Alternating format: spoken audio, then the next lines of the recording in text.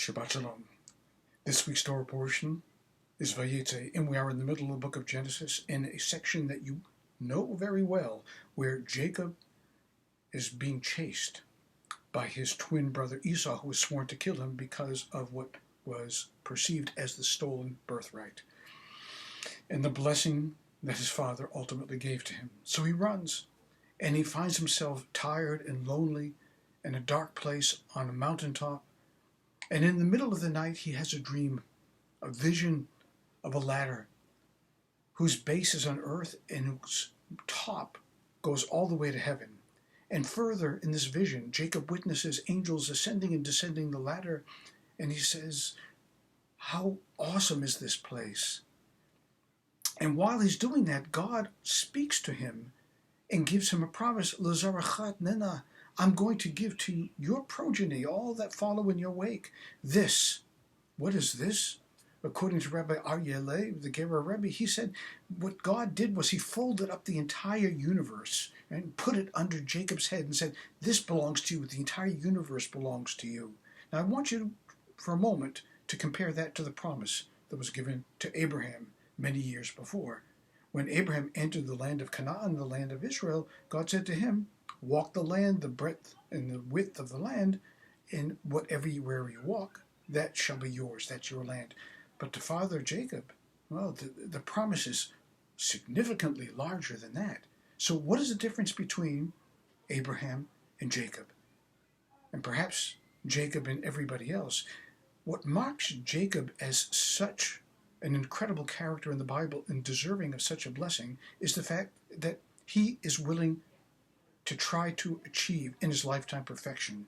He pursues the idea that he can perfect himself. No one will ever achieve that, but he doesn't stop. He doesn't let anything stand in his way. He's not inflexible.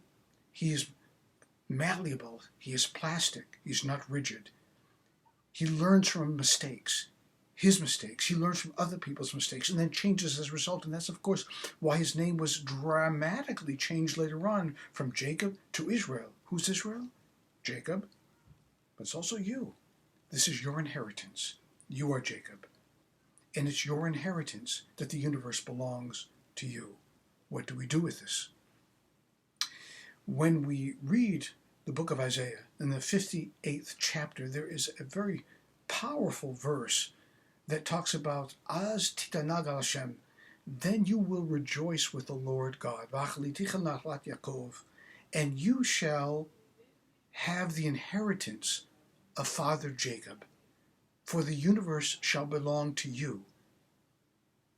And it's almost as if there's a pregnant pause here for a moment, as if we need to fill in this single gap that needs to be filled, which is what?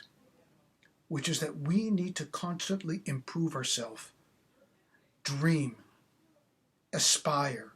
Know that you are bigger and grander than what you are today. That what you have as a potential gift inside of yourself that requires release into the world has yet to be revealed. And it's there, waiting to happen.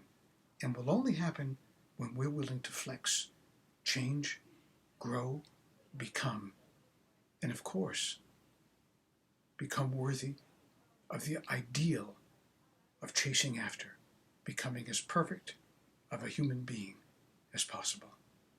Shabbat Shalom.